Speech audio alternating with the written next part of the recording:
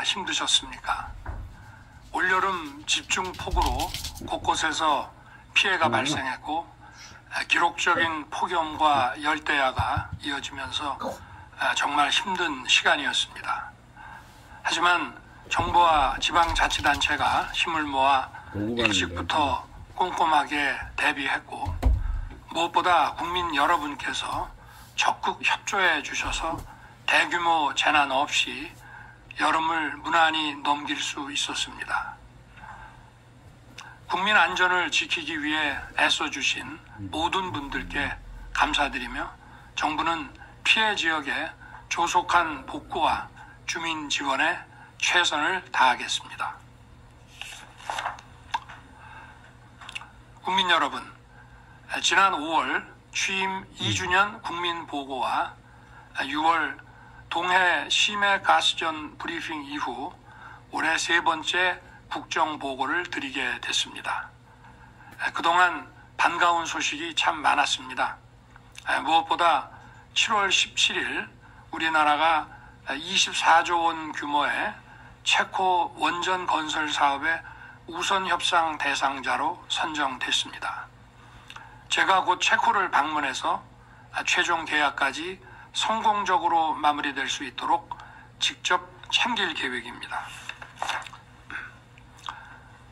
올해 상반기 수출 실적도 기대를 훌쩍 뛰어넘었습니다. 전년 동기 대비 9.1%나 증가한 3,350억 달러를 달성했고 특히 상반기 일본과의 수출 격차가 32억 달러로 좁혀졌습니다.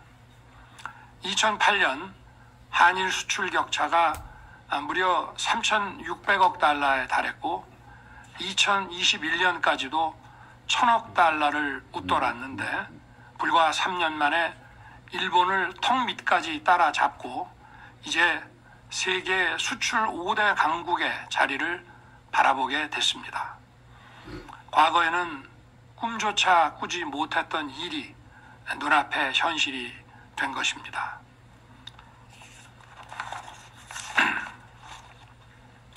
저는 대통령 취임사에서 과학과 기술 그리고 혁신을 통해 빠른 성장을 이루어내겠다고 약속드렸고 이를 지키기 위해 지금까지 최선을 다해왔습니다.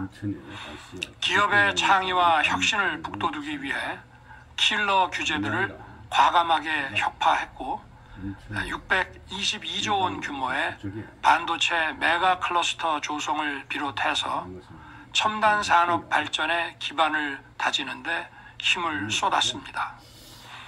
원전 생태계 복원을 위해 신한울 3, 4호기 건설을 재개했고 세일즈 외교도 적극적으로 펼쳐봤습니다.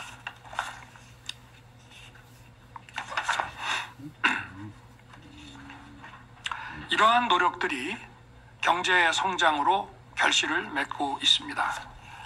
지난 7월 IMF는 올해 우리의 성장률을 2.5%로 전망했는데 이는 미국의 2.6%에 이어 주요 선진국 중 두 번째로 높은 수준입니다.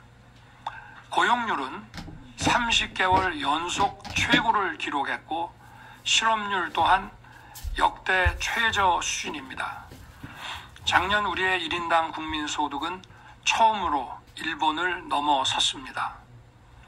국제신용평가사 스탠다드 앤 푸어스는 2026년 우리의 1인당 GDP가 4만 달러를 넘을 것이라고 전망했습니다. 건전재정 기조를 굳건히 지킨 결과 국가 재정도 더욱 튼튼해졌습니다. 지난 5년간 국가 채무는 660조에서 1076조 원으로 무려 400조 원 이상 크게 늘었고 GDP 대비 국가 채무 비율도 34%에서 47%로 대폭 증가했습니다. 우리 정부는 내년 예산안 기준 국가 채무 비율이 48.3%로 정부 출범 후 지난 3년간 1.3%포인트 증가에 그치고 있습니다. 이러한 우리의 경쟁력과 성장 추세를 지금 세계가 주목하고 있습니다. 작년 말 세계적 권위의 이코노미스트지는 우리 경제 성과를 OECD 2위로 꼽았고, 지난 6월 스위스 국제경영개발대학원은 우리 국가 경쟁력을 역대 최고 순위로 평가했습니다. 지난 5월 경제 전문 매체 블룸버그는 우리 수출 증가를 블록버스터급이라며 한국 경제 붐이 알려지지 않은 것이 오히려 놀라운 일이라고 했습니다. 우리 경제가 확실하게 살아나고 있고 앞으로 더 크게 도약할 것이라고 국민 여러분께 분명하게 말씀을 드립니다. 국민 여러분, 저와 정부는 성장의 과실이 국민의 삶에 더 빨리 확산될 수 있도록 모든 힘을 쏟고 있습니다. 민생에 큰 부담이 되는 물가를 잡기 위해 특단의 대책을 시행한 결과 전년 동기 대비 물가 상승률이 최근 4개월 연속 2%대를 기록하며 차츰 안정되어 가고 있습니다. 고금리로 인한 어려움을 덜기 위해 온라인 대출 갈아타기를 시행해 왔습니다. 은행권의 경쟁을 촉진한 결과 원금 기준 14조 원에 달하는 대출이 낮은 금리로 이동하여 국민들의 이자 부담이 크게 줄었습니다. 코로나로 어려움을 겪는 소상공인을 위해 우리 정부 출범과 함께 30조 원 이상을 지원했고, 금년 7월부터 25조 원 규모의 맞춤형 지원도 시행하고 있습니다. 최근 수도권의 집값 상승을 감안해서 국민들께서 주택 걱정을 하시지 않도록 지난 8월 8일 42만 7천 호 규모의 수도권 주택 공급 대책을 마련했습니다. 수도권에 향후 6년간 연평균 7만 호를 추가 공급하여 과거 평균 대비 약 11%의 공급 물량을 확대할 것입니다. 국민들이 원하시는 곳에 제때 주택이 공급될 수 있도록 전력을 다하겠습니다.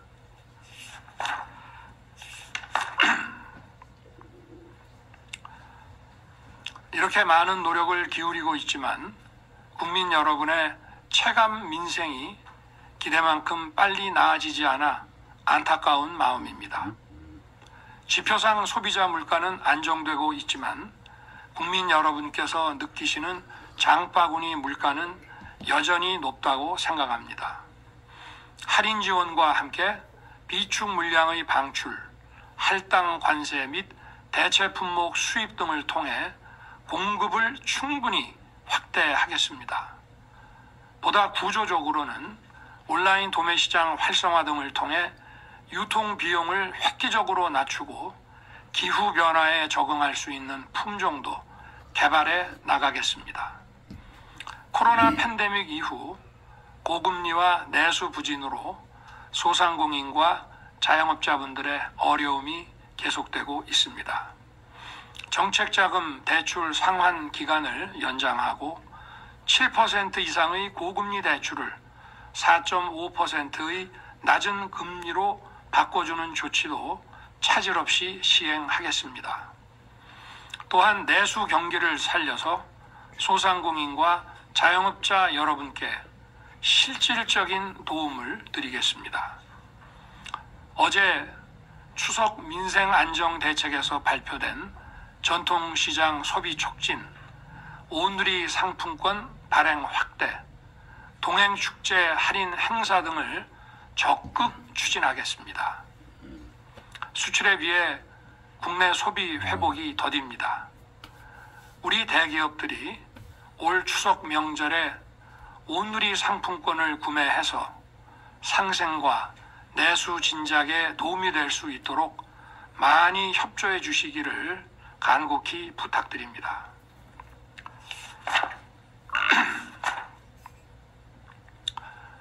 전반적인 고용 상황은 양호하지만 청년들의 일자리 사정은 여전히 녹록치 않습니다. 청년 고용 활성화를 위해 기업과 협력하여 양질의 취업 경험, 직업 훈련, 구직 의욕 고취 프로그램을 지속적으로 확대해 나가겠습니다. 또한 대학생들이 돈 걱정 없이 공부할 수 있도록 정부가 더 노력하겠습니다. 국가장학금 제도를 대폭 확대하여 현재 100만 명이 받는 국가장학금을 내년부터 150만 명까지 늘릴 것입니다. 일과 학업을 병행할 수 있는 근로장학금은 현재 14만 명에서 내년에는 20만 명까지 지원을 확대하고 저소득층 대상 주거장학금을 신설하겠습니다. 어려운 분들의 삶을 따뜻하게 돌보는 약자 복지에도 더욱 힘을 쏟을 것입니다. 지난 정부는 저소득층 생계급여를 5년 통틀어 월 19만 6천 원 인상했습니다. 하지만 약자 복지 기조의 우리 정부는 매년 연평균 8.5%씩 생계급여를 인상해 왔고 올해 한 해에만 역대 최대인 월 21만 원을 인상했습니다. 대상자 선정 기준도 완화해서 우리 정부 출범 직전 152만 명이었던 생계급여 대상자를 2026년까지 181만 명으로 계속 확대할 것입니다. 돌봄과 간병, 마음건강 투자 사업에만 내년에 2,500억 원을 증액 편성하는 등 국민 수요가 높은 서비스 복지도 지속적으로 늘려가고 있습니다. 올해 7월부터는 영유아의 유기 학대를 방지하기 위해 출생통보제와 보호출산제도를 시행하고 있습니다. 불과 한 달 만에 위기에 처해 있던 16명의 소중한 생명을 보호할 수 있었습니다. 학교 현장에 누적된 문제들을 근본적으로 개선하고 있습니다. 교권보호 5법을 개정하여 교사의 정당한 교육활동을 법으로 보호하고 학교폭력 처리 제도를 개선하여 교사가 교육활동에만 집중할 수 있는 기반을 마련했습니다. 대학 입시에 킬러 문항 배제를 비롯하여 공정한 교육기회를 박탈하는 사교육 카르텔을 뿌리부터 혁파하고 있습니다. 노사 법치를 확립하여 노동시장의 체질을 바꿨습니다. 연례 행사였던 대규모 불법 파업이 사라졌습니다. 근로 손실 일수는 이전 정부에 비해 3분의 1 수준으로 줄어들었습니다. 노조 회계 공시에 90%의 노조가 참여하여 투명성을 높였고 노조 간부 자녀 우선 채용과 같은 불공정한 관행도 바로 잡았습니다. 올해 2월부터는 경사노위를 중심으로 사회적 대화를 재개하여 개혁 과제를 하나하나 논의하고 있습니다. 노조가 투쟁 일변도에서 벗어나 대화와 타협의 노사 평화를 구축하는 데 힘써준 것을 정말 고맙게 생각합니다. 국민 여러분, 우리의 외교 지평과 경제 영토도 크게 넓어졌습니다.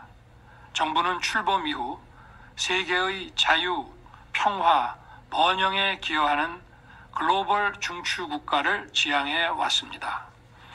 우리 외교의 중심축이자 대한민국의 자유와 번영을 뒷받침해온 한미 동맹을 글로벌 포괄 전략 동맹으로 격상시켰습니다.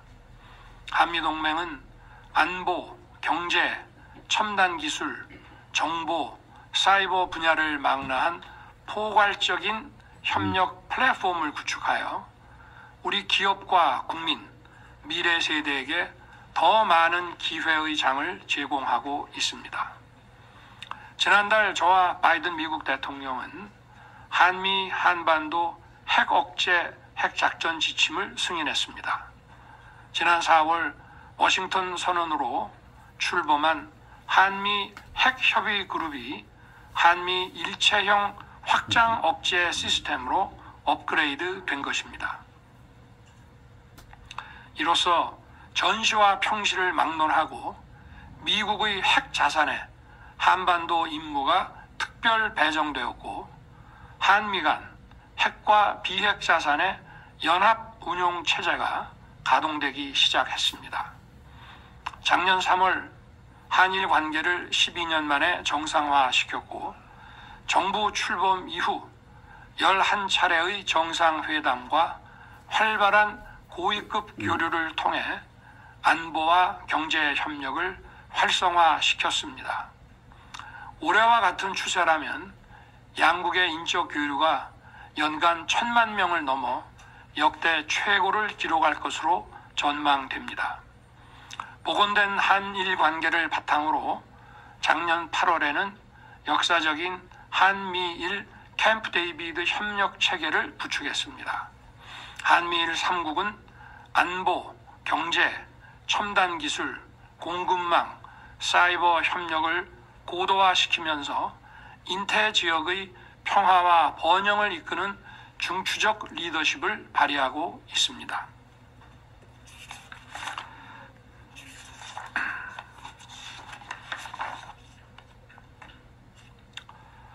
중국과는 상호 존중, 호혜, 공동 이익의 원칙에 기반한 협력 관계를 구축해 나아가고 있습니다. 특히 지난 5월 4년 5개월 만에 개최된 한일중 정상회의를 계기로 한중 양국의 고위급 교류와 각 분야의 소통이 활발하게 이루어지고 있습니다. 저는 그동안 113개국과 197회 정상회담을 개최하고 전방위 경제 안보 외교를 펼쳐서 우리 기업과 국민의 운동장을 크게 확장하기 위해 최선을 다해왔습니다. 중동 빅3인 사우디, UAE, 카타르로부터 112조 원에 이르는 국내 투자와 수주를 이끌어냈습니다. 2022년 11월 사우디 빈살만 왕세자 방한 시 약 40조 원의 국내 투자 성과를 거뒀고 작년 10월 저의 사우디 국빈 방문에서 약 21조 원의 수주 계약과 MOU가 체결됐습니다. 작년 1월 UAE 국빈 방문 당시에는 37조 4천억 원의 국내 투자 약속을 받았고 양국 기업과 기관 사이에 7조 7천억 원의 수주 계약과 MOU가 체결됐습니다. 작년 10월 카타르를 국빈 방문하여 LNG 운반석 17척을 수주하는 등 6조 1천억 원의 수주 성과를 거뒀습니다. 네덜란드와는 반도체 동맹을 구축하여 초격차 반도체 기술 선점의 발판을 마련했습니다. 정부는 이렇듯 높아진 대한민국의 글로벌 위상에 걸맞는 외교를 펼쳐가고 있습니다.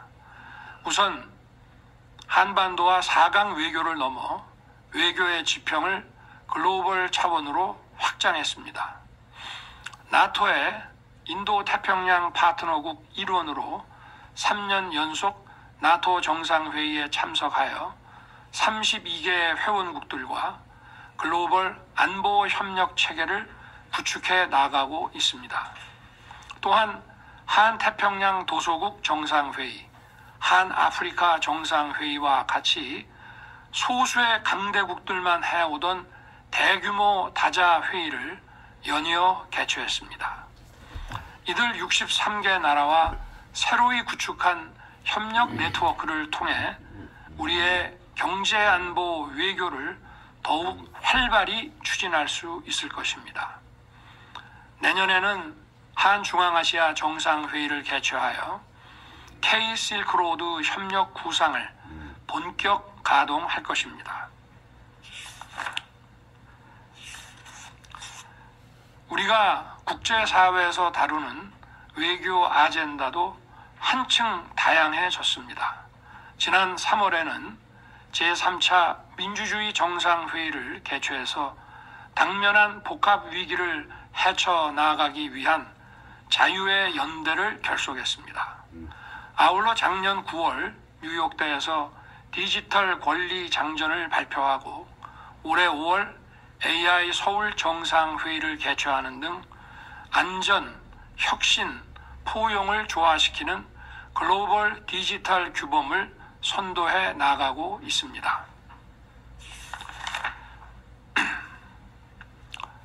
국민 여러분, 안보는 나라의 근간이며 우리 경제를 떠받치는 버팀목입니다. 정부는 나라와 국민을 위해 자신을 희생하는 영웅들을 예우하기 위해 올바른 보훈 문화를 정착시키고 있습니다. 국가보훈처를 국가보훈부로 승격했고 국가유공자 보상금을 2년 연속 5% 이상 인상했습니다. 30년 이상 근무하고 정년 퇴직한 경찰과 소방관들이 국립묘지에 안장될 수 있도록 만들었습니다. 장병과 초급 간부의 복무 여건도 개선하고 있습니다. 병사 봉급을 205만 원까지 인상했고 이에 따라 위관급 장교와 부사관의 봉급 및 단기복무 간부들의 장려금도 인상할 것입니다. 그 밖에 시간의 수당, 당직 수당, 주택 수당도 확실하게 늘리겠습니다. 정부는 강력한 힘에 의한 평화를 구현해 나가고 있습니다. 한미 연합 연습을 재개하고 한국형 삼축 체계 구축을 가속화하여 북한의 핵과 미사일 위협 억제 능력을 획기적으로 강화했습니다. 작년 9월 드론 작전사령부 창설에 이어 오는 10월 전략사령부가 출범하면 우리의 전략자산이 더욱 효과적으로 통합 운용될 것입니다. 이와 함께 AI와 첨단 과학기술을 기반으로 정예 선진 강군을 육성할 국방혁신 4.0 프로젝트에 박차를 가하겠습니다. 저는 지난 광복절 경축사에서 8.15 통일 독트린을 발표했습니다. 이는 대한민국의 자유민주주의 헌법이 대통령과 국민에게 명령한 통일 비전과 방안을 구체화한 것입니다. 대한민국이 자유의 가치 체계를 더욱 공고히 할 때 우리의 자유와 번영을 북녘 땅까지 확장할 수 있을 것입니다. 국제사회의 평화와 번영에 기여하는 자유 통일 대한민국으로 힘차게 나아가겠습니다. 존경하는 국민 여러분, 지금 우리 앞에는 반드시 해내야만 하는 개혁 과제들이 있습니다. 연금개혁, 의료개혁, 교육개혁, 노동개혁의 4대 개혁은 대한민국의 생존과 미래가 걸린 절체절명의 과제들입니다. 지금 하지 않으면 안 됩니다. 개혁은 필연적으로 저항을 불러옵니다. 개혁 과정은 험난한 여정이 될 것입니다. 정치적 유불리만 따진다면 하지 않는 것이 훨씬 편한 길입니다. 역대 정부가 개혁에 실패하고 개혁을 시도조차 하지 않았던 이유가 이 때문입니다. 우리 사회의 지속 가능한 발전에 반드시 필요한 구조 개혁이 지금까지 이루어지지 않은 이유가 바로 이것입니다. 저는 쉬운 길을 가지 않겠습니다. 국민께 약속드린 대로 4대 개혁을 반드시 이루어낼 것입니다. 그것이 국민 여러분께서 제게 맡겨주신 소명을 완수하는 길이라고 굳게 믿습니다. 국민 여러분께서도 나라의 미래를 위해 무엇이 옳은 길인지 한 번 더 생각해 주시고 정부의 노력에 힘을 보태 주시기를 부탁드립니다. 먼저 연금 개혁입니다. 노인은 가난하고 청년은 믿지 못하는 지금의 연금 제도를 근본적으로 개혁해야 합니다. 22대 국회가 근본적인 개혁 논의에 속도를 낼 수 있도록 저는 오늘 정부가 구상하는 연금 개혁의 방향을 말씀드리고자 합니다. 연금 개혁의 3대 원칙은 지속 가능성, 세대 간 공정성, 노후 소득 보장 이 세 가지입니다. 장기간 지속 가능한 개혁으로 국민연금에 대한 신뢰를 회복하겠습니다. 기금 소진 연도를 8, 9년 늘리는 모수 조정만으로는 안 됩니다. 보험료율, 소득 대체율 등 모수 조정과 함께 기금 수익률을 높이고 자동 안정장치를 도입하여 연금의 장기 지속성을 확보해야 합니다. 국가가 지급을 보장한다는 것도 법에 명문화해야 합니다. 그래야 청년들에게 우리도 받을 수 있다는 확신을 심어줄 수 있습니다. 출산과 군 복무로 인해 연금 가입 기간에 공백이 생기지 않도록 크레딧도 더 확대하겠습니다. 둘째, 가장 오래, 가장 많이 보험료를 내고 연금은 가장 늦게 받는 청년 세대가 수긍할 수 있는 개혁을 추진하겠습니다. 청년 세대와 중장년 세대의 보험료 인상 속도를 차등화할 필요가 있습니다.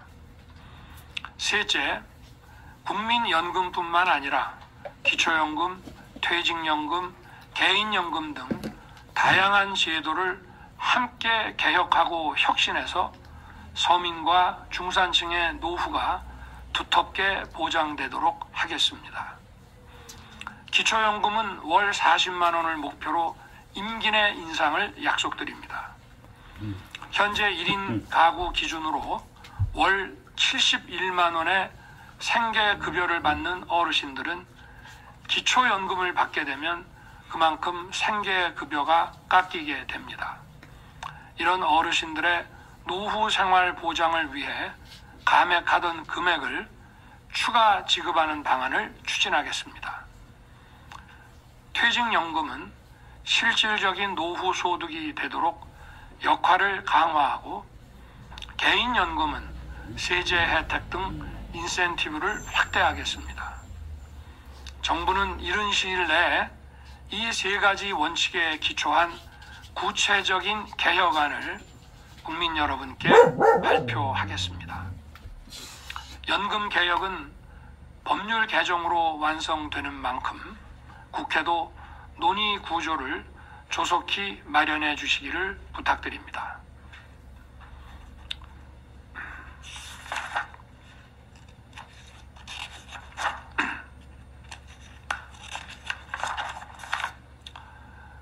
지역 필수 의료 체계를 강화하는 의료 개혁은 국민의 생명권과 건강권을 지역의 차별 없이 공정하게 보장하기 위한 개혁입니다.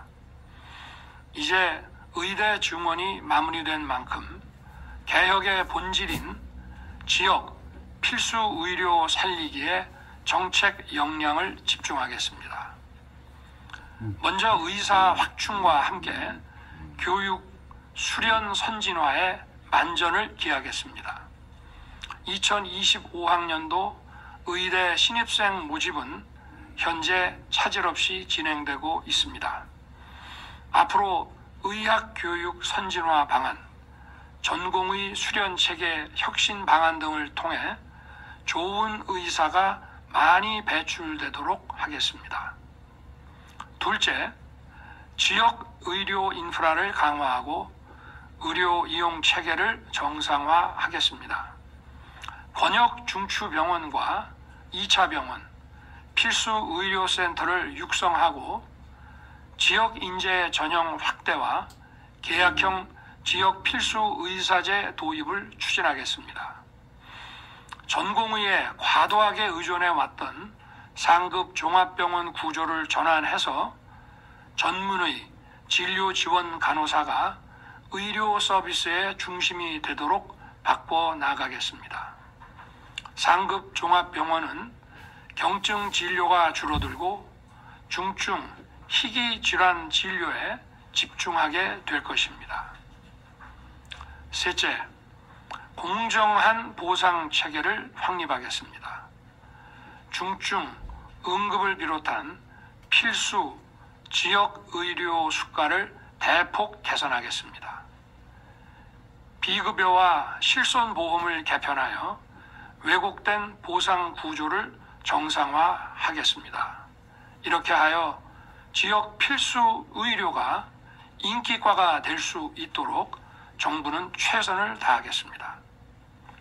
넷째, 의사와 환자 모두를 위한 의료사고 안전망을 구축하겠습니다. 의료인 배상 책임보험 가입을 통해 피해자는 충분히 보상받고 형사처벌 특례를 도입하여 의사가 소신 진료를 할 수 있도록 만들겠습니다.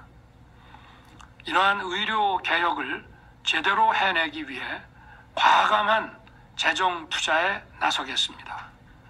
건강보험 중심의 재원 조달에서 벗어나 의료 인력 양성에 대한 국가 책임 강화와 지역 필수 의료 기반 확충에 향후 5년간 최소 10조 원의 재정을 투자할 계획입니다.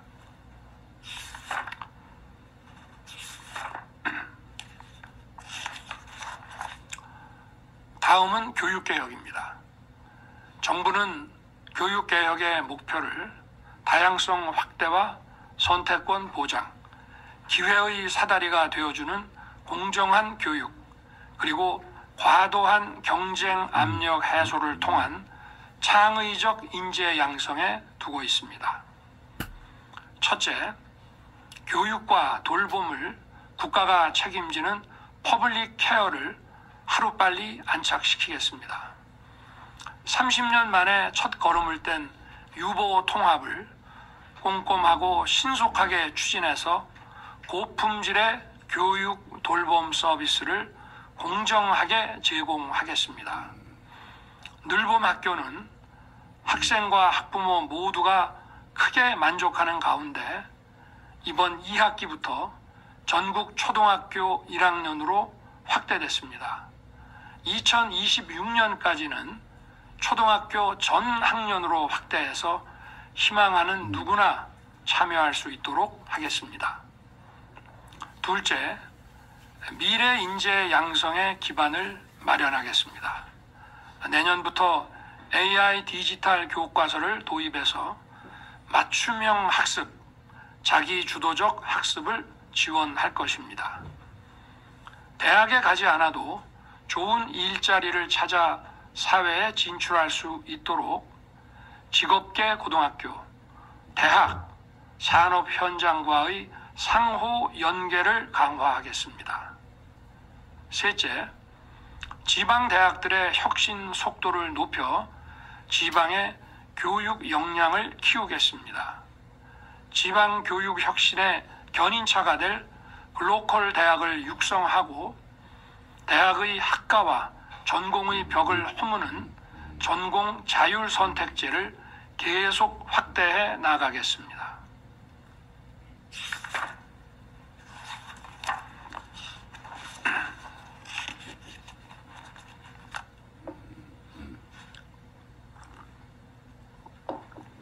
다음으로 노동개혁입니다.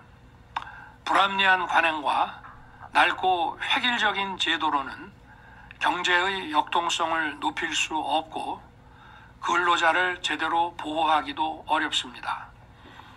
노동시장을 유연화하면서 공정한 보상을 통해 일터를 확장하고 근로 여건도 향상시키는 선순환 구조를 만들어 가겠습니다.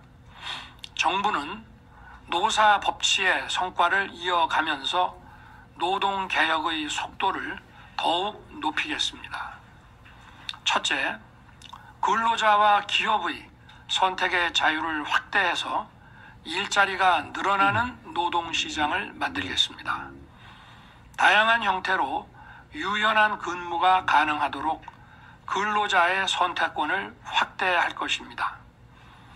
숙련된 중장년이 계속 일할 수 있도록 경직적인 임금 체계를 개선하겠습니다.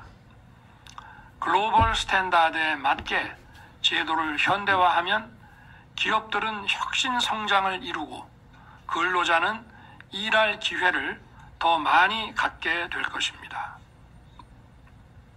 둘째, 일한 만큼 정당한 보상을 받는 공정한 노동시장을 만들겠습니다. 노동약자보호법을 제정하여 미조직 근로자는 정부가 직접 보호할 것입니다. 셋째, 교육훈련을 통해 역량을 개발하고 일자리를 찾는 데 어려움이 없도록 적극적 노동시장 정책을 강화하겠습니다. 앞으로 경사노위 논의를 적극 지원하면서 개혁 입법을 하루속히 구체화하여 국민과 함께 추진해 나아가겠습니다.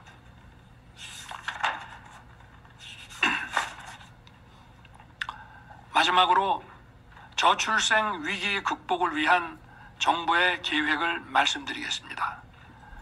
저는 지난 6월 19일 인구 비상사태를 선포하고 양립, 양육, 주거의 3대 핵심 분야 151개 대응 과제를 발표했습니다. 이를 뒷받침할 추진 체계로 7월 11일 인구전략기획부 설치 법안을 발의했고 7월 25일에는 대통령실에 저출생 수석실을 신설했습니다. 지금 우리 청년들은 결혼과 출산을 생각할 여유가 없다고 얘기합니다. 청년들이 당장 원하는 일가정 양립을 안착시키고 양육과 주거 부담을 완화해서 청년들에게 출산과 결혼을 꿈꿀 수 있는 여유를 되찾아 드리겠습니다. 앞으로 저출생 수석실을 중심으로 그동안 효과가 없었던 대책들을 원점에서 재검토하고 수혜자의 선택권, 정책 체감도, 지속 가능성을 감안하여 사업을 재설계하겠습니다. 중장기적으로는 4대 개혁과 같이 경제 사회 구조를 전면 개편해야 합니다. 인구 문제 전문가들은 불필요한 과잉 경쟁 문화가 인구 절벽의 핵심 원인이라는데 의견을 같이 하고 있습니다. 우리나라의 경우는 결국 수도권 집중을 해소하는 지역 균형 발전이 인구 문제의 근본적인 해결책이라고 합니다. 지역 균형 발전의 핵심 요건은 결국 사람과 기업이 지역으로 오게 하는 것이고 그 키는 바로 정주 여건입니다. 정주 여건에서 가장 중요한 것은 바로 교육과 의료입니다. 지역에서도 자녀를 잘 가르칠 수 있고 아플 때, 중증 질환이 있을 때, 응급 상황이 발생할 때 나와 가족의 생명과 건강을 지킬 수 있도록 지역 중증 필수 의료 체계가 제대로 구축되어 있어야 합니다. 결국 저출생과 인구 위기 극복은 우리가 추진하는 개혁 과제와 밀접하게 맞물려 있는 것입니다. 인구 위기 대응 전략은 교육, 의료, 고용, 주거, 복지를 비롯하여 다방면에 연계된 과제들이기 때문에 이를 종합적으로 조정하기 위한 컨트롤 타워 인구전략기획부가 조속히 출범해야 합니다. 9월에 범부처 합동으로 인구전략기획부 설립 추진단을 발족시켜 조직, 인사, 예산 등 관련 제반 사항을 철저히 준비하겠습니다. 관련 법이 조속히 통과될 수 있도록 국회의 협조를 당부드립니다.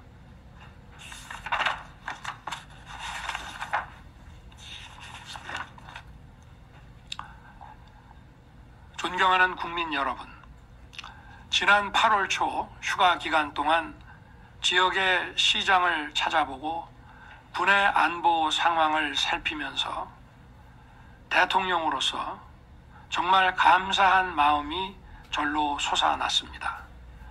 찌는 듯한 무더위에도 생업을 지키며 하루하루를 열심히 살고 계신 국민들, 국민의 생명과 안전을 지키기 위해 헌신하고 있는 제복 입은 영웅들, 여러분에게 보답하는 길이 무엇인지 매일같이 새기며 더 열심히 뛰고 또 뛰겠습니다. 감사합니다.